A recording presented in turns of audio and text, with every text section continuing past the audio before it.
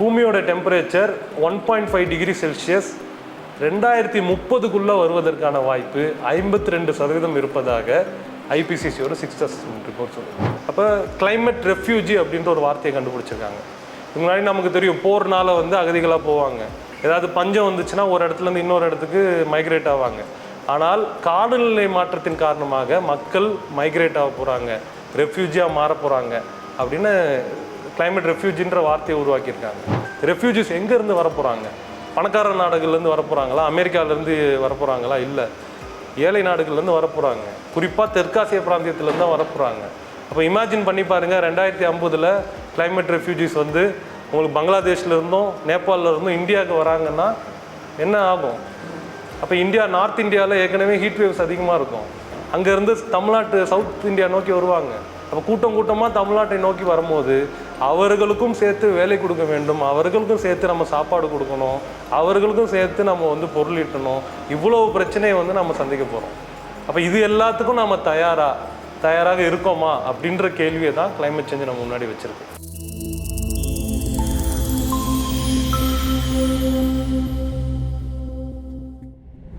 சரி, இதுக்கு மனிதன் தான் காரணம் அப்படின்னு நம்ம சொல்லிட்டோம்.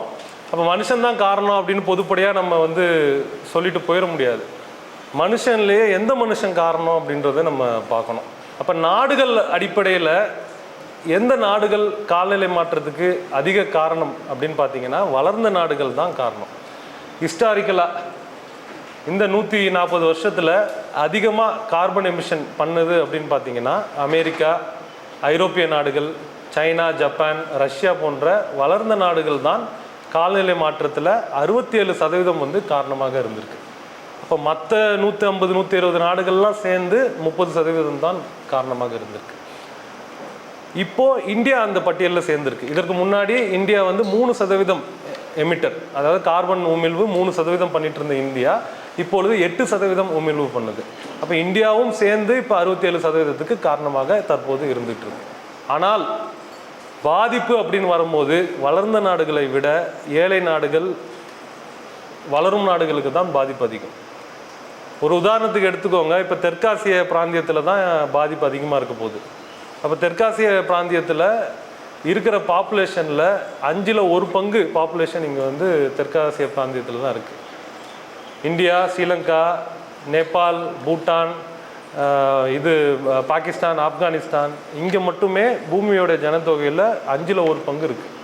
அப்போ இவங்க எல்லாம் மோஸ்ட்லி மார்ஜினலிஸ்ட், ஏழை எளிய மக்கள் அதிகமாக இருக்கக்கூடிய பகுதி, ஏற்றத்தாழ்வுகள் அதிகமாக இருக்க போகிற பகுதி. அப்போ இங்கே பாதிப்பு அப்படின்றது அதிகமாக இருக்கும். ஸோ ஒரு நாட்டில் இருக்கக்கூடிய தனிநபர், இப்போ நிறையா தனிநபர் மாற்றம் பற்றி நம்ம பேசுகிறோம்.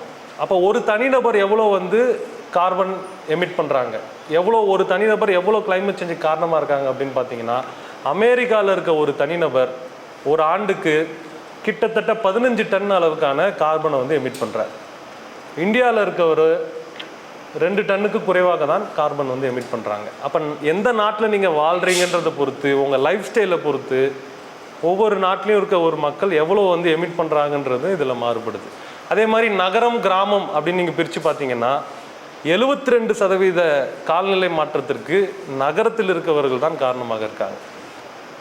ஆனால் பாதிப்புன்றது கிராமத்தில் தான் அதிகமாக இருக்க போகுது. இது வந்து பொருளாதார அடிப்படையில் மக்களை வந்து பிரித்து பார்த்தோம் அப்படின்னா, வசதி அடிப்படையில், பொருள் யாருக்கு நிறைய பணம் இருக்குது அப்படின்றது அடிப்படையில் நீங்கள் பிரித்து பார்த்தீங்கன்னா, அடிமட்டத்தில் இருக்கக்கூடிய 50% மக்கள் வெறும் 10% கிளைமேட் சேஞ்சுக்கு காரணமாக இருக்காங்க. மேலே டாப் ரிச்சஸ்ட் 10 பணக்காரர்கள், 10% பணக்காரர்கள் உலகத்தில் நடக்கும் 50% காலநிலை மாற்றத்துக்கு காரணமாக இருக்காங்க. அவங்களுடைய லைஃப் ஸ்டைலு, அவங்களோட ஏரோப்ளைனில் போகிறது, சொகுசு கப்பலில் போகிறது, 1க்கு 10 கார் வச்சுருக்கிறது, பெரிய பங்களா வச்சுருக்கிறது, அவங்களுடைய லைஃப் ஸ்டைல் வந்து பார்த்திங்கன்னா அதிகப்படியான காரணமாக இருந்துட்டு.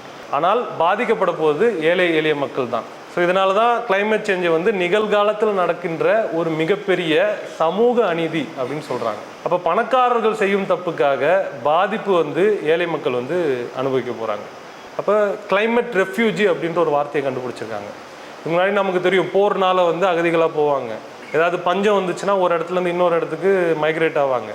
ஆனால் காலநிலை மாற்றத்தின் காரணமாக மக்கள் மைக்ரேட் ஆக போகிறாங்க, ரெஃப்யூஜியாக மாற போகிறாங்க அப்படின்னு கிளைமேட் ரெஃப்யூஜின்ற வார்த்தையை உருவாக்கியிருக்காங்க. 2050ஆம் ஆண்டுக்குள்ளே இப்போ பார்த்தீங்கன்னா ஒரு 30-40 கோடி மக்கள் வந்து கிளைமேட் ரெஃப்யூஜியாக மாறிடுவாங்க அப்படின்னு யூஎன் ரிப்போர்ட் வந்து சொல்லுது. அப்போ இந்த 30-40 கோடி ரெஃப்யூஜிஸ் எங்கேருந்து வரப்போகிறாங்க? பணக்கார நாடுகள்லேருந்து வரப்போகிறாங்களா? அமெரிக்காவிலேருந்து வரப்போகிறாங்களா? இல்லை, ஏழை நாடுகள்லேருந்து வரப்போகிறாங்க. குறிப்பாக தெற்காசிய பிராந்தியத்துலேருந்து தான் வரப்போகிறாங்க. அப்போ இமேஜின் பண்ணி பாருங்கள், 2050 கிளைமேட் ரெஃப்யூஜிஸ் வந்து உங்களுக்கு பங்களாதேஷ்லேருந்தும் நேபாளிலேருந்தும் இந்தியாவுக்கு வராங்கன்னா என்ன ஆகும்? அப்போ இந்தியா, நார்த் இந்தியாவில் ஏற்கனவே ஹீட் வேவ்ஸ் அதிகமாக இருக்கும். அங்கேருந்து தமிழ்நாட்டு, சவுத் இந்தியா நோக்கி வருவாங்க. அப்போ கூட்டம் கூட்டமாக தமிழ்நாட்டை நோக்கி வரும்போது அவர்களுக்கும் சேர்த்து வேலை கொடுக்க வேண்டும், அவர்களுக்கும் சேர்த்து நம்ம சாப்பாடு கொடுக்கணும், அவர்களுக்கும் சேர்த்து நம்ம வந்து பொருள் ஈட்டணும். இவ்வளோ பிரச்சனையை வந்து நம்ம சந்திக்க போகிறோம். அப்போ இது எல்லாத்துக்கும் நம்ம தயாராக இருக்கோமா அப்படின்ற கேள்வியை தான் கிளைமேட் சேஞ்ச் நம்ம முன்னாடி வச்சுருக்கு. நம்ம மனித செயல்பாடு காரணம்னு சொல்கிறோம். குறிப்பாக எந்த செயல்பாடு காரணம்? 73% ஆற்றல் துறை தான் கார்பன் எமிஷனுக்கு வந்து காரணமாக இருக்குது. எனர்ஜி செக்டார்னு சொல்லும் போது நம்ம தேவைக்காக இப்போ மின்சாரம் எடுப்பதும், நம்ம வாகனத்தை இயக்குவதற்காக புதைப்படிம ஆற்றலை பயன்படுத்துவதும் தான் 73% கிளைமேட் சேஞ்சுக்கு வந்து காரணமாக இருக்குது. புதைப்படிம ஆற்றல் அப்படின்னு சொல்லும் போது பூமிக்கு அடியிலேருந்து நம்ம எதெல்லாம் எடுக்கிறோமோ அதெல்லாம் புதைப்படிம ஆற்றல். பெட்ரோலு, டீசலு, கேஸு, நிலக்கரி, லிக்னைட்டு, இது எல்லாமே பார்த்திங்கன்னா புதைப்படிம ஆற்றல். அப்போ இதை கொண்டு மின்சாரம் தயாரிப்பதும், இதை வைத்து நாம் வாகனத்தை வந்து இயக்குவதும், போக்குவரத்துக்கு பயன்படுத்துவதும் தான் 73% காலநிலை மாற்றத்துக்கு காரணமாக இருக்குது. அப்போ அதை தான் நம்ம முதல்ல வந்து தடுக்கணும். அதுலேருந்து நம்மளுடைய மிட்டிகேஷனை ஸ்டார்ட் பண்ணால் தான் கிளைமேட் சேஞ்சை வந்து நம்மளால் கண்ட்ரோல் பண்ண முடியும், தடுக்க முடியும். இப்போ எனர்ஜிக்கு அடுத்தபடியாக அக்ரிகல்ச்சர் போட்டிருக்கு. எவ்வளோ? 18%. எவ்வளோ போட்டிருக்கு? 18.4. ஸோ இதை பார்க்கும் போது விவசாயத்துறை 18% கான்ட்ரிபியூட் பண்ணுதா அப்படின்னு நம்ம புரிஞ்சுக்கக்கூடாது. அதில் பக்கத்தில் என்ன எழுதியிருக்குன்னு பாருங்கள். Agriculture, forestry and land use change, இது எல்லாம் சேர்ந்து 18% கான்ட்ரிபியூட் பண்ணுது. அப்போ ஃபாரஸ்ட்ரி, லேண்ட் யூஸ் சேஞ்சுன்றது ரொம்ப முக்கியம். அப்போ இருக்கின்ற காடுகளையும் இருக்கின்ற இயற்கை அமைப்புகளும் விவசாய லேண்டையும் நாம் அழிக்கிறது லேண்ட் யூஸ் சேஞ்ச். அதை வந்து நகரமயமாக்கலுக்கும் அர்பனைசேஷனுக்கும் நாம் வந்து நம்ம தேவைக்காக அதெல்லாம் மாற்றி அமைப்பது ஒரு முக்கியமான காரணமாக இருக்குது. அதே நேரத்தில் அக்ரிகல்ச்சர்லேயும் பார்த்திங்கன்னா ஆடு மாடு கோழி வளர்ப்பது, நம்மளுடைய கேட்டில் ஃபார்மிங்க்கு நிறைய கார்பன் எமிஷன் வருது. ஏன்னா மீத்தேன், அதுலேருந்து மாடோடைய சாணத்திலிருந்தும் இந்த உயிரினங்களோட சாணத்துலேருந்து மீத்தேன் அப்படின்ற வாயு வந்து வெளியேறுது. மீத்தேன் வந்து கார்பன் டை ஆக்சைடை விட 16 மடங்கு அதிக பொட்டன்ட்டான ஒரு கேஸ். அப்போ அது வளிமண்டலத்தில் போனால் கார்பன் டை ஆக்சைடு என்ன ஒரு பாதிப்பு உண்டு பண்ணுமோ அதோட 16 மடங்கு அதிகமாக உண்டு பண்ணும். அப்போ அந்த மீத்தேன் அதுலேருந்து வெளியேறுது. அப்போ நிறைய உலகெங்கும் பார்த்திங்கன்னா நம்ம மாமிசம் சாப்பிடுவதை நிறுத்தினால் இது வந்து குறைஞ்சிரும் அப்படின்ற ஒரு பிரச்சாரம் வந்து எல்லா இடத்துலையும் நடந்துக்கிட்டு இருக்கு. இப்போ நான் ஒரு கிளைமேட் ஆக்டிவிஸ்ட்டு, ஆனால் நான் நான்வெஜ் சாப்பிடாமல் இருக்க மாட்டேன். நான்வெஜ் சாப்பிட்டுட்டு தான் வந்து இன்றைக்கி உங்கள் முன்னாடி பேசிகிட்டு இருக்கேன். இதை நாம் எப்படி எடுத்துக்கணும் அப்படின்னு பார்த்தீங்கன்னா, இந்தியாவுக்கு இந்த ஒரு கான்டெக்ஸ்ட் வந்து அந்த அளவுக்கு பொருந்தாது. வெளிநாடுகளில் இந்த பிரச்சாரம் அதிகமாக முன்னெடுக்கப்படுது. ஏன்னா அங்கு கால்நடை வளர்ப்பு அப்படின்றது ஒரு தொழில், ஒரு இண்டஸ்ட்ரி. தமிழ்நாட்டில் வந்து நம்ம அப்படி ஒரு இண்டஸ்ட்ரியாக இல்லை, இது டீசென்ட்ரலைஸ்டாக இருக்குது. அங்கே என்ன பண்ணுவாங்கன்னா கால்நடை வளர்ப்பு, இப்போ பிரேசிலில் வந்து கால்நடை வளர்ப்பு அதிகமாக பண்ணுறாங்க. லட்சக்கணக்கான ஆடு மாடுகளை ஒரு பண்ணையில் வந்து வளர்ப்பாங்க.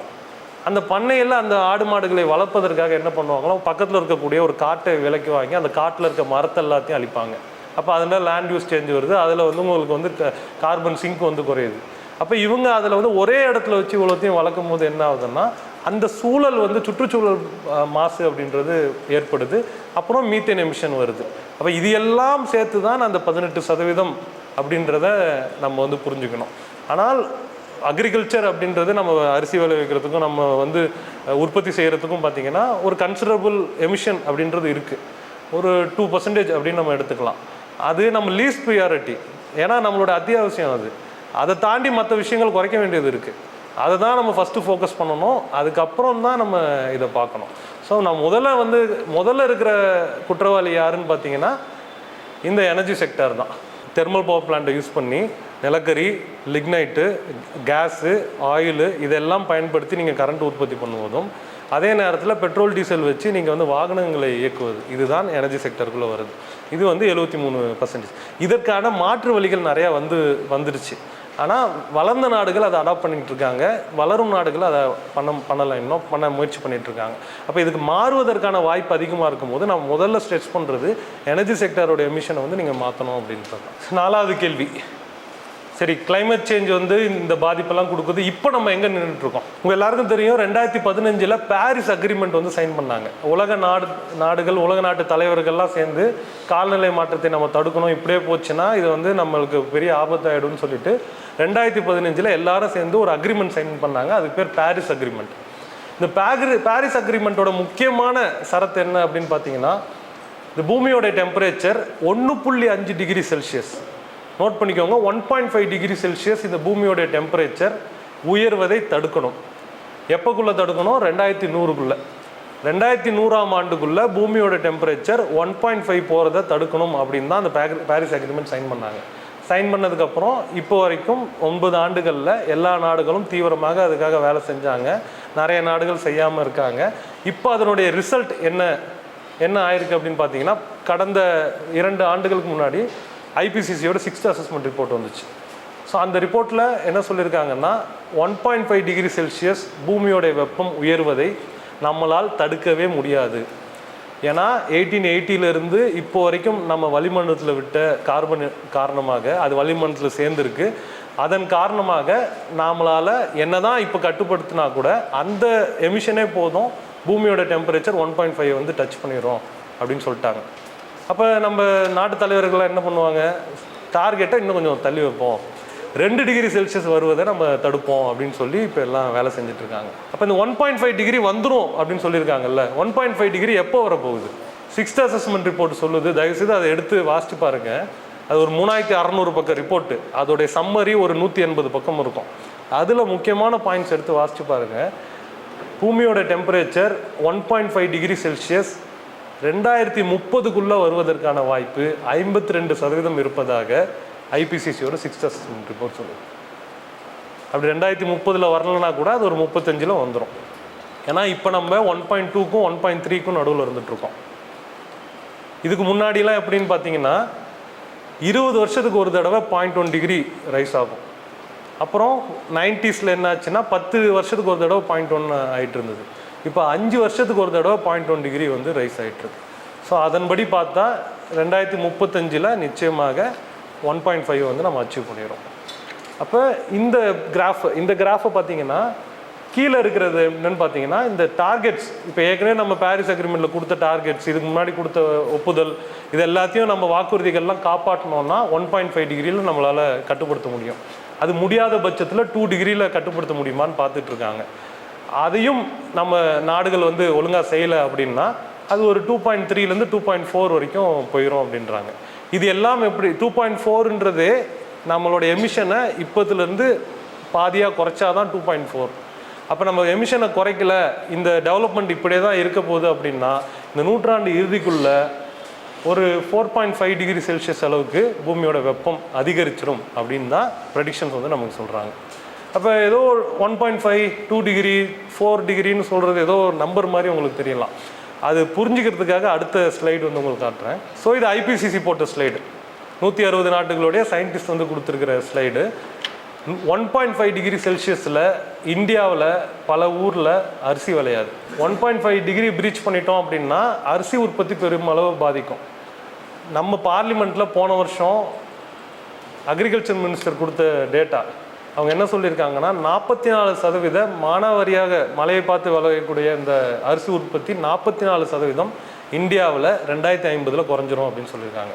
அதே மாதிரி கோதுமை உற்பத்தி குறைஞ்சிரும் அப்படின்னு டேட்டா கொடுத்துருக்காங்க. இதெல்லாம் 1.5 டிகிரி வந்துருச்சுன்னா நடந்துடும். 2 டிகிரி செல்சியஸில் இங்கே இருக்கக்கூடிய விவசாயம் பெரிய அளவில் பாதிக்கப்படும். 3 டிகிரி செல்சியஸில் மீன்கள், கடலில் இருக்கக்கூடிய மீன்கள் வகைகள் நிறையா வந்து எக்ஸிண்ட் ஆகும் அப்படின்னு ரிப்போர்ட் கொடுத்துருக்காங்க. கடைசி கேள்வி, இது நம்ம எப்படி தடுக்க போகிறோம்? காலநிலை மாற்றத்தை பிரச்சனை இருக்குது, இவ்வளோ சீரியஸாக இருக்குது, இதெல்லாம் புரியுது. இதை எப்படி நம்ம தடுக்க போகிறோம்? தடுக்கிறதுக்கு நாம் என்ன செய்யணும்? அரசுகள் என்ன செய்ய வேண்டும்? தனிநபராக நாம் என்ன செய்ய வேண்டும்? ஸோ உங்களுக்கு நான் சொன்ன அந்த 6வது மதிப்பீட்டு ஆய்வறிக்கை, அந்த 3600 பக்க ரிப்போர்ட்டில் 2 விஷயத்தை தான் தீர்வாக முன்வைக்கிறார்கள். கார்பன் எமிஷன், அதாவது இப்போ நம்ம செய்கின்ற இந்த கார்பன் உமிழ்வை 50% குறைக்க வேண்டும். எப்போக்குள்ளே குறைக்கணும்னா 8 வருஷத்துக்குள்ளே குறைக்கணும். இன்னும் 8 வருடத்தில் கார்பன் உமிழ்வை 50% இந்த நாடுகள்லாம் சேர்ந்து, முக்கியமாக இந்த வளர்ந்த நாடுகள்லாம் சேர்ந்து 50% குறைக்க வேண்டும். ரெண்டாவது முக்கியமான விஷயம், இங்கே இருக்கின்ற இயற்கை அமைப்புகள், நீர்நிலைகள், கடல், வனப்பகுதி, சதுப்பு நிலம், மலைகள், இது எல்லாம் இனிமையும் அழிக்காமல் நம்ம வந்து பாதுகாக்கணும். இது வரைக்கும் இவ்வளோ அழிச்சிட்டோம், இனிமையும் அழிச்சிடாமல் இது எல்லாத்தையும் நம்ம வந்து அப்படியே பாதுகாக்க வேண்டும் அப்படின்னு சொல்கிறாங்க. இது ரெண்டை தான் வந்து முன் வைக்கிறாங்க. அப்போ இது ஒன்றுக்குள்ளேயும் எப்படி குறைக்கணுன்றதுக்கான டெஃபினேஷன், அதுக்கான செயல் திட்டங்கள்லாம் நிறையா இருக்குது. அடிப்படையாக சொல்கிற 2 விஷயம் இது. இந்த காலநிலை மாற்ற செயல்பாடுகளை 2ஆக பிரிக்கிறாங்க. ஒன்று மிட்டிகேஷன், இன்னொன்று அடாப்டேஷன். பூமியோடைய வெப்பம் அதிகரிக்காமல் அதை தடுப்பது, காலநிலை மாற்றத்தை தடுப்பது மிட்டிகேஷன். அதை எப்படி செய்யணும்? எனர்ஜி செக்டரில் வந்து டிரான்ஸ்ஃபர்மேஷன் எடுத்துகிட்டு வரணும். நம்ம வந்து அதிகமாக வந்து புதைப்பணி மாற்றலை பயன்படுத்தாமல் புதுப்பிக்கத்தக்க ஆற்றலுக்கு வந்து மாறணும். இதன் மூலியமாக உலக நாடுகள்லாம் இதன் மூலியமாக கிளைமேட் சேஞ்சுக்கான அந்த எமிஷனை குறைக்கணும். இது வந்து மிட்டிகேஷன். இது வந்து நம்ம கையில் இருக்கா அப்படின்னு கேட்டிங்கன்னா, பெரும்பான்மை இது வந்து நம்மளோட அரசாங்கங்கள் கையில் தான் இருக்குது. அதுவும் குறிப்பாக அந்த வளர்ந்த நாடுகள் கையில் தான் இருக்குது. அப்போ இந்த வளர்ந்த நாடுகள் இதை செய்வதற்கு நம்ம அழுத்தம் கொடுக்கணும். ஒரு சிவில் சொசைட்டி மூவ்மெண்ட்டாக சேர்ந்து இதை செய்வதற்கு அவர்களுக்கு நாம் அழுத்தம் கொடுக்கணும். அது ஒரு பக்கம் இருக்குது. ரெண்டாவது அடாப்டேஷன். பூமி வெப்பமயமாதலே நம்மளால் தடுக்க முடியலன்னு வச்சுக்கோங்க. பூமியோட டெம்பரேச்சர் 2 டிகிரி கூடிருச்சுன்னா அப்போ இங்கே பாதிப்புகள் அதிகமாக இருக்கும். இப்போ வரக்கூடிய சூறாவளி புயல்களை விட அதிக சூறாவளி புயல்கள் ஃப்ரீக்வன்சி அதிகரிக்கும். வருஷத்துக்கு ஒரு மிச்சாங் புயல் வரும், அதோடைய தீவிரத்தன்மை அதிகரிக்கும், மழைப்பொழிவு அதிகரிக்கும். வருஷத்தில் உங்களுக்கு ஒரு மாதத்துலேயே பார்த்தீங்கன்னா ஒரு வருஷத்துக்கு வேண்டிய மழை பெஞ்சிடும். அந்த ஒரு நாளையில் ஒரு மாதத்துக்கான மழை பெய்யும். ஸோ இந்த மாதிரி அதிதீவிர கனமழை இருக்கும். மீதி 11 மாதங்கள் உங்களுக்கு வெயில் இருக்கும். அப்போ கடுமையான வறட்சியின் போது நம்மளுடைய பயிர்கள் வந்து கருகிடும், தண்ணி வெள்ளம் வந்து நம்மளுடைய பயிர் கருகிடும். அப்போ இந்த மாதிரி பிரச்சனைகள்லாம் வரப்போகுது அப்படின்னா இதற்கு நாம் தயாராவது, பாதிப்புகள் வரும்போது பாதிப்பு நம்மளை ரொம்ப பாதிக்காமல் தடுப்பது தகவமைத்தல், அடாப்டேஷன். அது நம்ம கையிலையும், நம்ம லோக்கல் கவர்மெண்ட்டுக்கிட்டையும், பஞ்சாயத்து லெவல்லையும், தமிழ்நாடு அரசு கையிலையும், இந்திய அரசு கையிலையும் தான் இருக்குது. இப்போ அடாப்டேஷனை நோக்கி நாம் அதிகம் யோசிக்க வேண்டியது, செயல்பட வேண்டியது காலத்தின் கட்டாயமாக இருக்குது. இப்போ நாங்கள் இப்போ நிறைய இவங்களோட மீட்டிங் நடத்திட்டுருக்கோம். லைன் டிபார்ட்மெண்ட் ஆஃபீஸஸ், ஒவ்வொரு மாவட்டத்திலையும் உள்ள லைன் டிபார்ட்மெண்ட் ஆஃபீஸஸ்க்கு நாங்கள் வந்து கிளைமேட் சேஞ்ச் ட்ரைனிங் கொடுக்குறோம். இப்போ தமிழ்நாடு அரசாங்கம் சார்பாக நிறையா காலநிலை மாற்றத்துக்கான செயல்பாடுகள் வந்து நடந்து வருகிறது. குறிப்பாக சொல்லணுன்னா கிளைமேட் மிஷன் ஆரம்பிச்சிருக்காங்க. 500 கோடி ரூபாய் செலவில் காலநிலை மாற்ற இயக்கம் அப்படின்றத தமிழ்நாடு அரசு கொண்டு வந்திருக்காங்க. அதே மாதிரி green mission, TN green mission அப்படின்றது இப்போது தமிழ்நாட்டுடைய வனப்பரப்பு வந்து 22% இருக்குது. அதை வந்து 33% இன்னும் 6 வருஷத்தில் 33% உருவாக்குவதற்கான மிஷன், அதுக்கு ஒரு 300 கோடி ரூபா செலவில் அது நடந்துகிட்ருக்கு. நம்மளுடைய சதுப்பு நிலங்களை பாதுகாப்பதற்காக வெட்லேண்ட் மிஷன் நடந்துகிட்ருக்கு. அண்ணா யூனிவர்சிட்டியில் கிளைமேட் ஸ்டூடியோ உருவாக்கியிருக்காங்க. அங்கே சூப்பர் கம்ப்யூட்டர்ஸ் கொண்டு வந்து நிறைய விஞ்ஞானிகளை வந்து அங்கே அப்பாயிண்ட் பண்ணி தமிழ்நாட்டில் எப்படி இந்த பாதிப்புகள் இருக்கும் அப்படின்றத ஆராய்ச்சி பண்ணிக்கிட்டு இருக்காங்க. இப்போ இந்த ஐபிசிசி ரிப்போர்ட்டில் உங்களுக்கு ஒவ்வொரு பிரதேசத்துக்கான ப்ரெடிக்ஷன் தான் இருக்கும். ஆசிய கண்டத்தில் எப்படி பாதிக்க போகுது, அதில் ரொம்ப டீட்டெயிலாக போனால் இந்தியா எப்படி பாதிக்கும் அப்படின்னு இருக்கும். ஆனால் ஒவ்வொரு ஊருக்கான ப்ரெடிக்ஷன் அவங்க கொடுக்க மாட்டாங்க. இந்த 3600 பக்கத்தில் சென்னை 5 தடவை குறிப்பிடப்பட்டிருக்கு. அதே பெரிய விஷயம். வேறு எந்த சிட்டியும் அந்த அளவுக்கு குறிப்பிடப்படல. சென்னை வந்து வெள்ளத்தின் காரணமாகவும், வெப்பத்தின் காரணமாகவும், கடல் மட்ட உயர்வின் காரணமாகவும் 5 தடவை குறிப்பிட்டிருக்காங்க. ஆனால் ஒவ்வொரு சென்னை எப்படி பாதிக்கப்பட போதோ அதுக்கு இணையாக மற்ற ஊரும் பாதிக்கப்பட போகுது. சென்னையை விட மோசமான பாதிக்கப்படக்கூடிய ஊர்கள்லாம் இருக்குது. நாங்கள் நாகப்பட்டினம் பார்க்குறோம். நாகப்பட்டினம், மயிலாடுதுறை வந்து தமிழ்நாட்டிலே மோஸ்ட் வல்னரபுளாக இருக்குது. ஏற்கனவே 14 ஃபிர்கா அங்கே வந்து கிரவுண்ட் வாட்டர் சலைன் ஆகிடுச்சு. சீ வாட்டர் ரைஸ் பிரச்சனை இருக்குது. அங்கே வந்து பெரும் அதிகமாக வந்து புயல்கள்னால கனமழையில் பாதிக்கப்படக்கூடிய மாவட்டமாக இருக்குது. மக்கள் அதிகமாக ரூரல் பாப்புலேஷன் அங்கே தான் இருக்காங்க. தமிழ்நாட்டிலே பார்த்திங்கன்னா 2வது பெரிய ஃபிஷர் பாப்புலேஷன் வந்து அங்கே தான் இருக்காங்க. ஃபிஷ் கேட்ச் தமிழ்நாட்டிலே அதிகமாக 3வது அங்கே தான் கிடைக்கிது. ஆனால் ஃபிஷர் பாப்புலேஷனை விட விவசாயிகள் பாப்புலேஷன் அதிகம் நாகப்பட்டினத்தில். ஃபிஷரும் விவசாயிகளும் சேர்ந்து 85% பாப்புலேஷன் அவங்க தான் இருக்காங்க. அப்போ அவர்கள் இருவருடைய தொழில் பாதிக்கப்படும் போது அந்த மாவட்டம் எப்படி பாதிக்கப்படும்? அப்போ அங்கே இருக்கக்கூடிய சூழ்நிலை எப்படி மாறும்? இதெல்லாம் வச்சு பார்க்கும்போது நாகப்பட்டினம் மாதிரியான மாவட்டங்கள் வந்து கடுமையாக பாதிக்கப்பட போகுது. அப்போ அதுக்கான ஸ்டடிலாம் இங்கே கிடையாது. அப்போ ஒவ்வொரு ஊருக்கும் தனித்தனியாக ஸ்டடி பண்ணுறதுக்கு இப்போ அண்ணா யூனிவர்சிட்டி வந்து அதுக்கான ரிசர்ச் பண்ணிகிட்ருக்காங்க. இப்போ அதுக்கான ஃபஸ்ட்டு ரிப்போர்ட் வந்து ரிலீஸ் பண்ணியிருக்காங்க. அதுக்கான வேலைகள் நடந்துகிட்ருக்கு. இது மாதிரி தமிழ்நாடு அரசு வந்து ஒரு 52 விஷயங்கள் வந்து செஞ்சுருக்கு இந்த 3-4 வருஷத்தில். இப்போ எந்த அரசாங்கம் இருந்தாலும் அதுக்கு நாம் வந்து எந்த அழுத்தம் கொடுக்குறோமோ அதை பொறுத்து தான் அது வேலைகள் நடக்கும். இப்போ தமிழ்நாடு வந்து 52 விஷயங்கள் செஞ்சுருக்கு அப்படின்னா மற்ற ஸ்டேட் எதுவுமே செய்யலை. இப்போ வந்து சென்னை கிளைமேட் ஆக்ஷன் பிளான் வந்திருக்கு. மும்பைக்கு அடுத்தபடியாக சென்னையில் வந்திருக்கு. இந்தியாவில் எந்த ஸ்டேட்லேயுமே வந்து எந்த ரீஜனுக்குமே ஒரு கிளைமேட் ஆக்ஷன் பிளான்றது கிடையாது. ஒவ்வொரு டிஸ்ட்ரிக்ட்டுக்கான கிளைமேட் ஆக்ஷன் பிளான் ரெடி ஆகிட்டுருக்கு. இதெல்லாம் அரசாங்கம் தானாக முன் வந்து செஞ்ச விஷயங்கள் கிடையாது. இங்கே இருக்கக்கூடிய மக்கள் சக்தி, இங்கே இருக்கக்கூடிய சுற்றுச்சூழல் அமைப்புகள், இங்கே இருக்கவர்கள் கொடுத்த அழுத்தத்தின் காரணமாக நடந்த வேலைகள் இவ்வளவு. அப்போ நாம் மக்கள் சக்தி மேலே வந்து நம்ம நம்பிக்கை வைக்கணும். அரசாங்கத்து மேலே நமக்கு நம்பிக்கை இல்லாமல் இருக்கலாம். ஆனால் நாம் நம்பிக்கை வைக்க வேண்டிய இடம் ஒன்று இருக்குது. அது நம்மளோட சக்தி. நாமெல்லாம் சேர்ந்து விழிப்புணர்வு அடைஞ்சு கிளைமேட் சேஞ்சை பற்றி தெரிஞ்சு, இதனால தான் கிளைமேட் பாலிடிக்ஸை தெரிஞ்சுக்கணுன்றது நம்ம வலியுறுத்துறது. அதனால தான் வெறுமனேன் கிளைமேட் சயின்ஸை மட்டும் தெரிஞ்சுட்டு வந்தோம்னா நம்ம வந்து இந்த இடத்துல தோற்றுருவோம். கிளைமேட் அரசியலும் தெரிந்து கொண்டு நாம் ஒரு அழுத்தத்தை கொடுக்கும்போது தான் ஒரு விஷயமாக நடந்துகிட்ருக்கோம். இப்போ இந்த 52 விஷயம் நடக்குதுன்னு சொல்கிறோம் இல்லையா, அதிலே நிறைய குளறுபடி நடக்குது, அதிலே தவறுகள் நடக்குது. அப்போ ஒன்றையும் மைக்ரோ மேனேஜ்மெண்ட் பண்ணி மக்களாகிய நாம் அதில் கேள்வி கேட்கும் போது அது சரி செய்யப்படுது. அப்போ நாம் வந்து எந்த அளவுக்கு விழிப்போடு இருக்கிறோன்றது இதில் ரொம்ப முக்கியம் அப்படின்னு நினைக்கிறேன்.